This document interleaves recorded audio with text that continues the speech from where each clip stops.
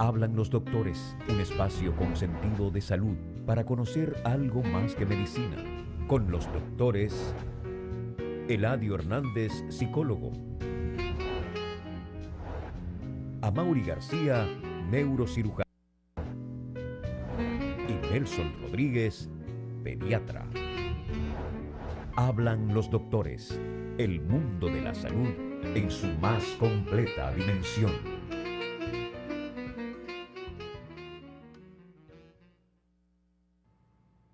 Muy buenos días, amigos televidentes que cada mañana nos sintonizan en este su canal Teleradio América, en su sección de salud y de algo más, política de salud, política nacional e internacional. Es la propuesta que cada mañana a las 6 nos encontramos ustedes y nosotros. Señores, vemos en la prensa un anuncio que nos llena de satisfacción, ojalá que se lleve a cabo. Yo no sé si ustedes han notado los tapones que se generan a las 7 de la mañana en la capital dominicana, y en muchos casos estos tapones son producidos por la interrupción que hace de la señal de los agentes de la autoridad metropolitana. Increíblemente en la República Dominicana, en los lugares donde hay semáforos, entonces aparece un agente de la AMET que interrumpe el tránsito para, de acuerdo a su discreción, dar paso en un sentido u en otro. Y pues vemos que el vocero de esta entidad de la Autoridad Metropolitana del Transporte, AMET, dice que ya los agentes se van a retirar de los lugares donde están controlados por semáforos. Y ojalá que se lleve a cabo, porque definitivamente que es algo que entendemos que es absurdo, que donde hay semáforos entonces tengamos un policía, donde no hay semáforos entonces no hay policía. Ojalá que estos pequeños detalles se corrijan, porque en definitiva la mayoría de estos agentes lo que hacen es entaponar la ciudad.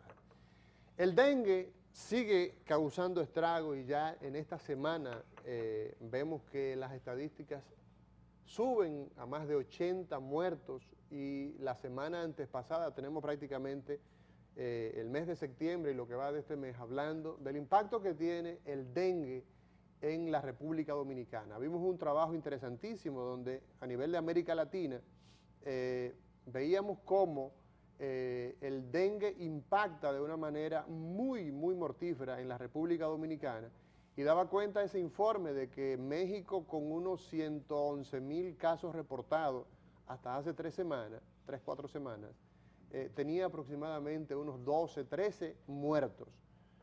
Nicaragua, por su parte, con 22,000 casos, hablaba de una mortalidad de unos 6 casos, y la República Dominicana, con unos 4,562, según ese informe, ya a la fecha deben rondar los 6,000 casos notificados de dengue.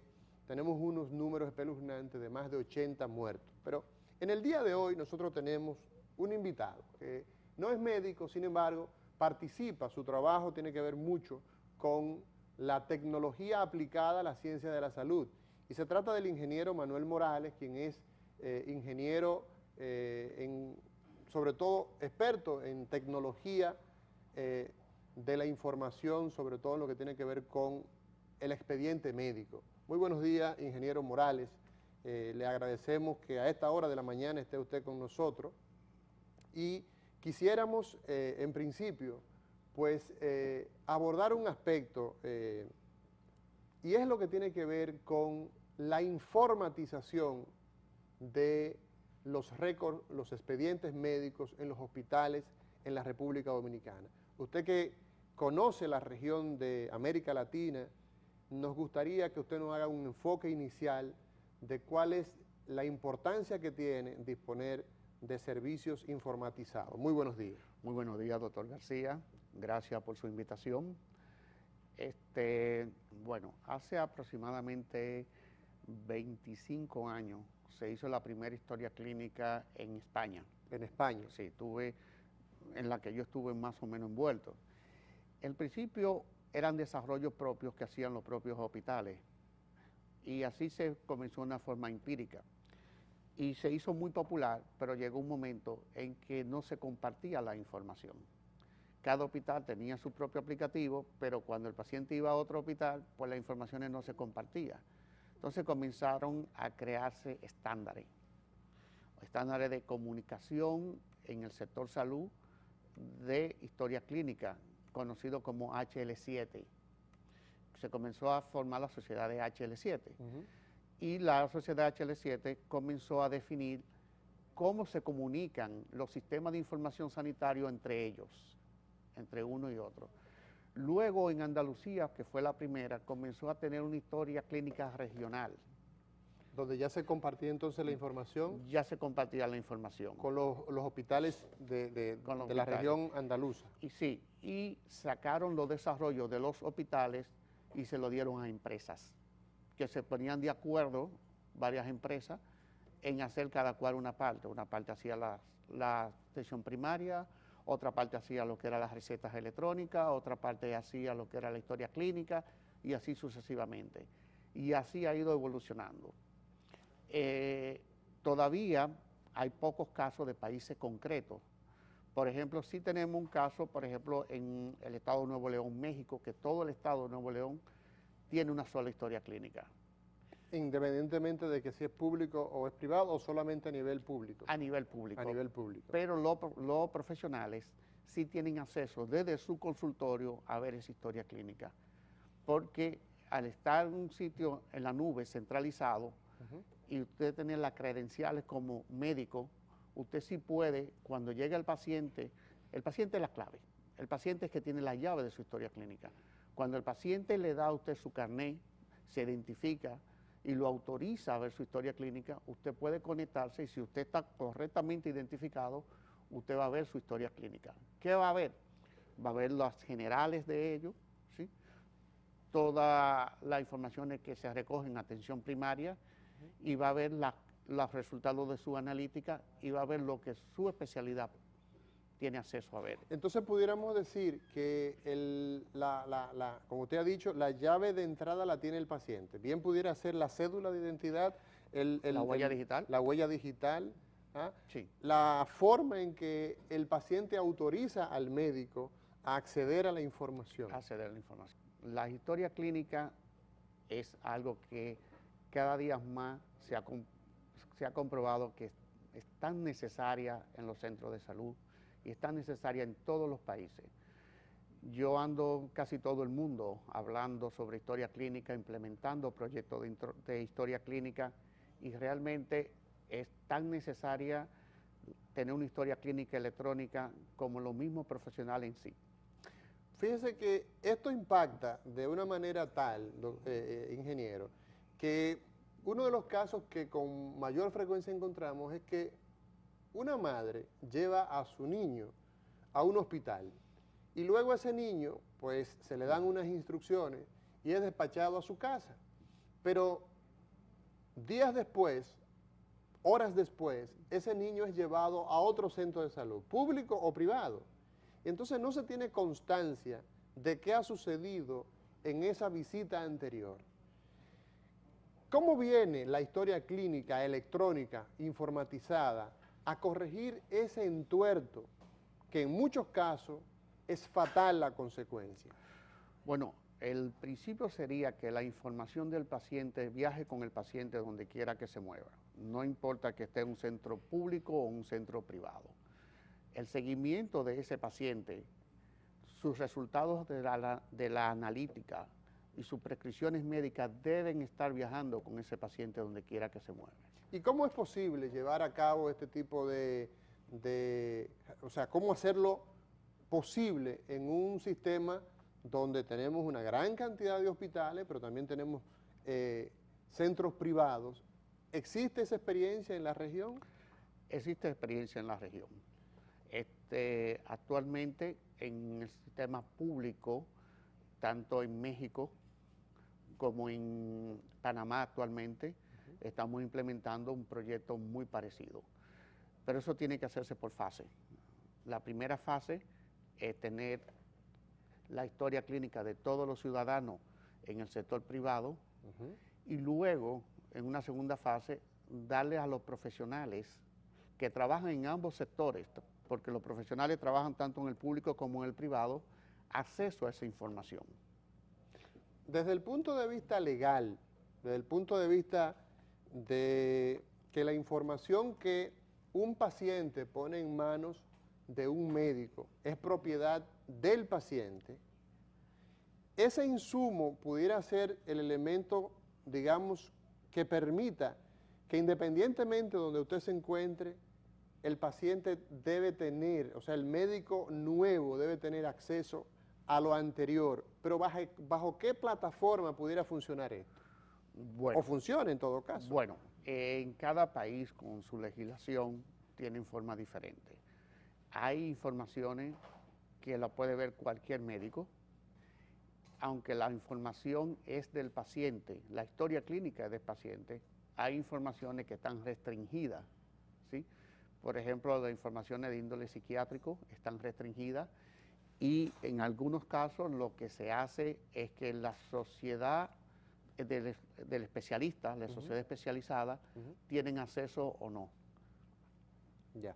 Entonces, la República Dominicana hace algunos años dio a conocer un sistema informático, un ensayo. Yo recuerdo cuando me entrenaba en neurocirugía, que nosotros teníamos la facilidad de poder acceder, sobre todo esto a nivel de los hospitales públicos. Recuerdo que estaba involucrado el Hospital Luis Eduardo Aybar, el Hospital Francisco Moscoso Puello, el Padre Villini, el Ney Arias Lora, el Darío Contreras. Nosotros teníamos la posibilidad de acceder a la información. O sea, la República Dominicana tiene la experiencia, más hemos visto que desafortunadamente este plan, este proyecto, pues no ha seguido. ¿Cómo usted valora el funcionamiento de ese sistema cuando estuvo, si tiene conocimiento, y qué pasos se están dando para que tengamos un sistema informatizado que permita el acceso a esa información tan sensible? Bueno, los graves problemas en nuestros países y en nuestra región es la continuidad. La continuidad. Cuando hay un cambio de gobierno, un cambio de administración, pues normalmente no se continúa con lo que se estaba haciendo anteriormente. En la actualidad todo se ha vuelto análogo, todo se ha vuelto al papel, todo ha sido un retroceso total, ¿sí? Y ha sido desastroso para la salud, porque realmente si no tenemos constancia de quién viene a nuestros hospitales, referido por quién, bajo qué condiciones viene, simplemente no tenemos estadística de nada, no podemos tener una planificación de la salud de un país. Nosotros toda la planificación la hacemos a base de percepciones y papel y lápiz, pero no a través de un sistema informático que nos diga la realidad de cada uno de los casos.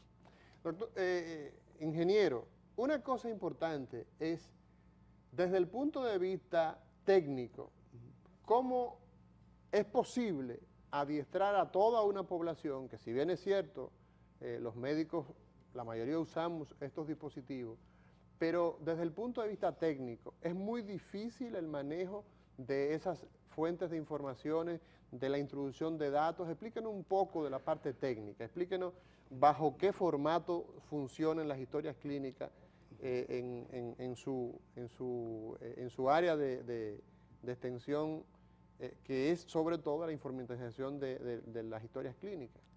Bueno, realmente no es difícil. Actualmente casi todas las aplicaciones que hay en el mercado son más amigables y cada módulo trabaja con un área específica. Por ejemplo, el médico trabaja con su escritorio médico y dentro de su escritorio médico cada especialidad tiene su formulario definido por la asociación o por el, no recuerdo el nombre, la asociación de especialistas. ¿Sí? La sociedad especializada. La sociedad especializada. Cada especialidad tiene sus formularios que está consensuado con ellos y funcionan como tal. Es mucho más fácil que trabajar en papel, porque normalmente todo es a nivel de un clic informático. Casi todo es por selección múltiple. Y casi todo el médico tiene menos que escribir y en algunos de los casos simplemente se graba la voz. O sea que existe formato en lo que tiene que ver de la historia clínica electrónica donde con el uso solo de la voz nosotros podemos introducir datos. Desde luego. Ok, y entonces, ¿qué ocurre con esa información? Esa información que nosotros la manejamos en muchas ocasiones a nivel de nuestro consultorio, pero ya a nivel de país, ¿cómo funciona esto? Esto se archiva en unos almacenes electrónicos y luego entonces, ¿qué utilidad tiene? Aparte de que yo como médico tengo la facilidad de acceder y de ver el caso de Juan Pérez. Juan Pérez, que tiene 48 años, que sufre de hipertensión y que usa amlodipina de tantos miligramos y que además tuvo una lesión de la rodilla derecha el año pasado. ¿Qué se hace además de tener el acceso a esa información? Además de esa parte, digamos, que tiene que ver con el médico directamente, también tiene una utilidad adicional, ya que usted ha hablado de estadística.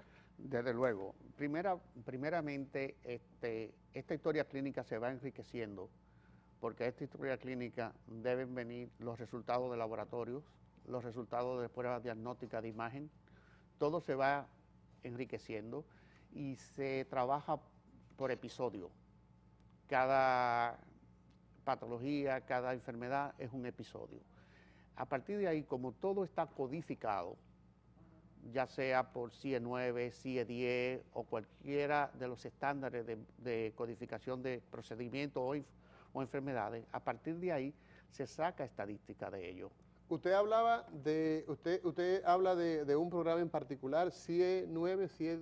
Sí, son el sistema de codificación de enfermedades, esos son los estándares mundiales. Okay. Entonces, todas las enfermedades tienen un sistema de codificación. Estos son, por ejemplo, los códigos CUP, los códigos CIE 9, CIE 9, CIE 10. Ok, entonces, ¿cómo...? El CUP es un código colombiano, que lo han adoptado más la ARS. Exacto, Pero a nivel local. Pero a nivel de sociedad médica, a nivel del mundo, se trabaja con CIE 9 y CIE 10. Ok. Entonces, ingeniero, ¿cuál es la posibilidad de que, o sea, haciendo un poco de historia, ese sistema que funcionaba en la República Dominicana se descontinuó por razones que no vienen al caso?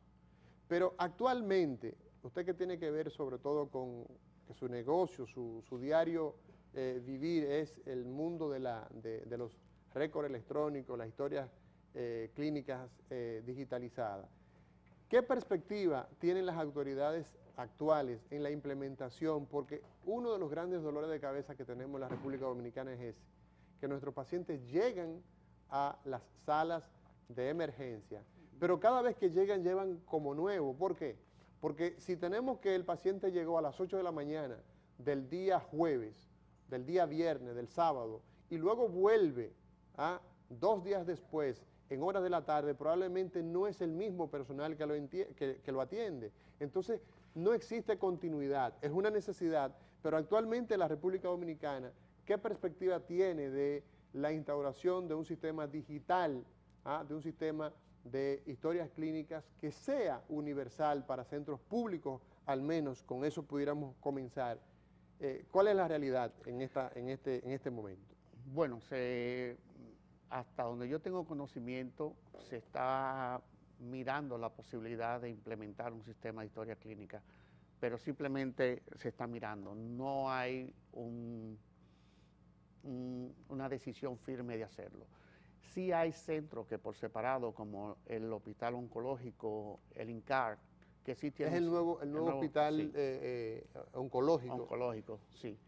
Ese sí está totalmente informatizado. Ahí no hay papeles. O sea, es un hospital sin papel, como... Sí.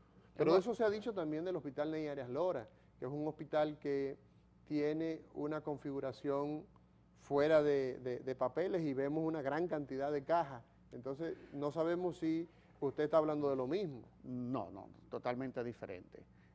El Ney Arias Lora tiene un sistema de admisión donde se registra quién viene y nada más.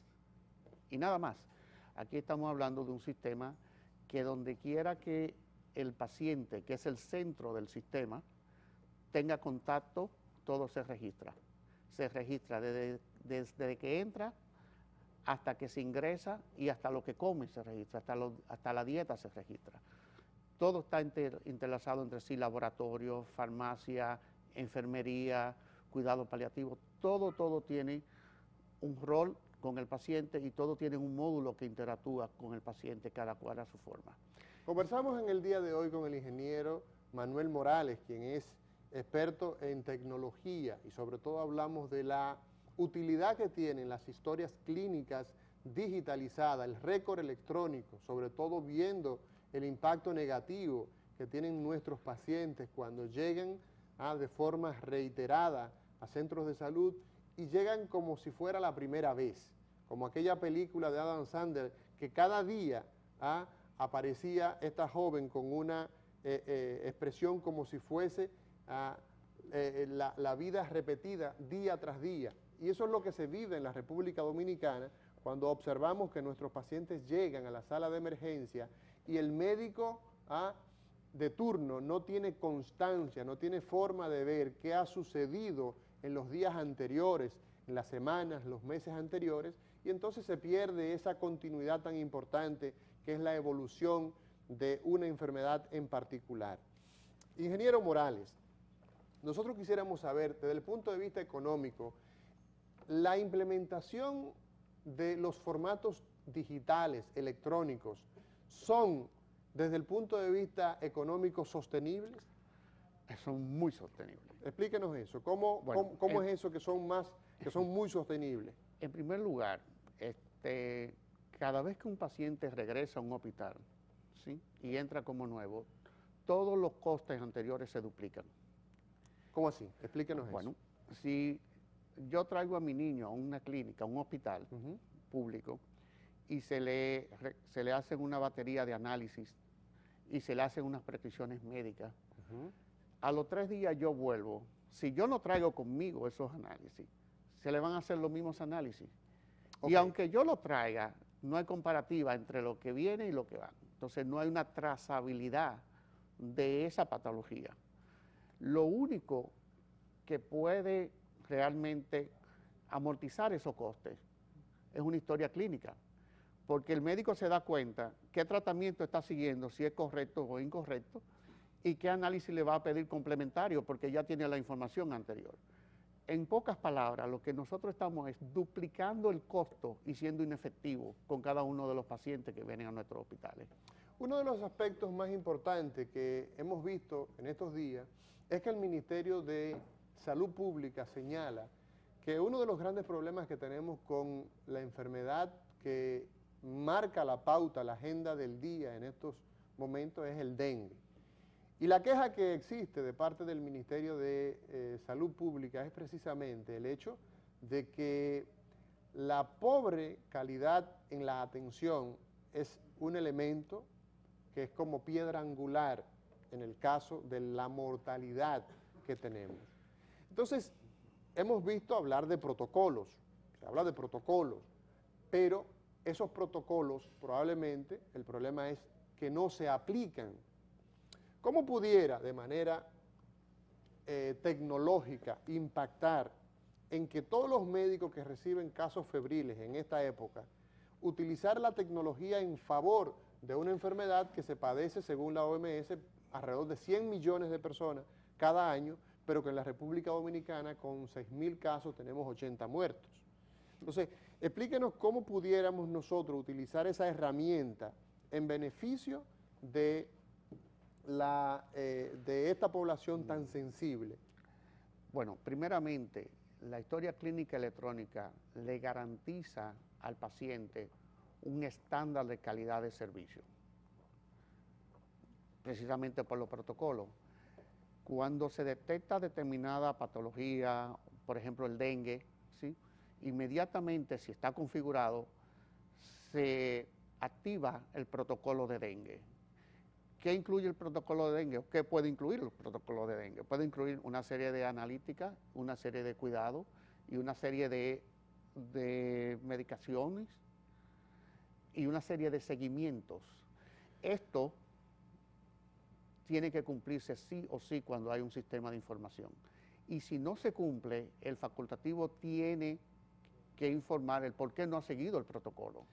Y eso es a nivel nacional. Cuando, por ejemplo, un paciente viene a un hospital de primer orden aquí, que hay en el distrito, a lo mejor no se da un caso de mortalidad porque se siguen realmente los protocolos, pero cuando va hacia el interior, donde hay pocos médicos, médicos con poca experiencia, no se siguen esos protocolos sobre el papel. Entonces desencadena la muerte. Precisamente uno de los desafíos que tenemos, amigos televidentes que nos siguen cada mañana en su programa Hablan los Doctores, es que la cantidad de letalidad que tiene esta enfermedad es evitable. Y vemos con buenos ojos el hecho de que si el Ministerio de Salud Pública establece que la gran necesidad que tenemos de enfrentar esta pandemia, se hablan de brotes a nivel de la República Dominicana, brotes en el caso de Cotuí, brotes a nivel del sur intermedio en Asua, brotes a nivel de La Vega, pero nosotros creemos que ya esto realmente está a la altura de una epidemia, pero naturalmente que esto no es la discusión. Entendemos que la estrategia que debe buscar el Estado es tratar de homogenizar el manejo de la enfermedad y sobre todo que hemos visto, ingeniero Morales, que esto no solamente es exclusivo de los pueblos que están distantes a las urbes. Nosotros tuvimos, por ejemplo, el caso reciente de una joven, una niña de 14 años, en una clínica privada, donde permaneció durante 4 días y de repente empezó a complicarse y finalmente perdimos el caso de esta jovencita de 14 años. Y esto tiene necesariamente que ver con una atención, el nivel de atención en el cuidado de una enfermedad que se maneja básicamente con líquidos, pero cuyo manejo no está generalizado. Tenemos los casos de pacientes que llegan el primer o segundo día de fiebre y finalmente se complican incluso dentro de los centros de salud, porque no existe un orden en el seguimiento. Y entendemos que si el problema está bien claro, que ese virus una vez ingresa al organismo, empieza a producir una deshidratación tal que lleva a que el paciente finalmente sucumba.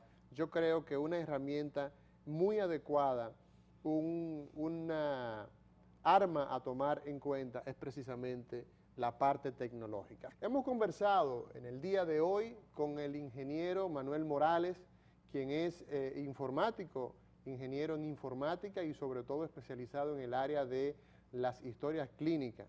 Y hemos visto la visión de un técnico que ha estado ligado al tema salud durante prácticamente toda su vida profesional.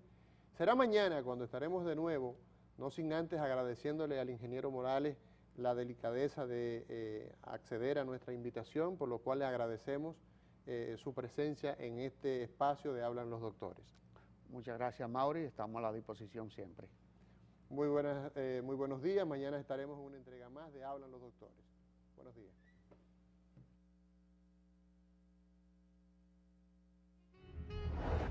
Hablan los Doctores, un espacio con sentido de salud para conocer algo más que medicina. Con los doctores Eladio Hernández, psicólogo. Amaury García, neurocirujano. Y Nelson Rodríguez, pediatra. Hablan los doctores, el mundo de la salud en su más completa dimensión.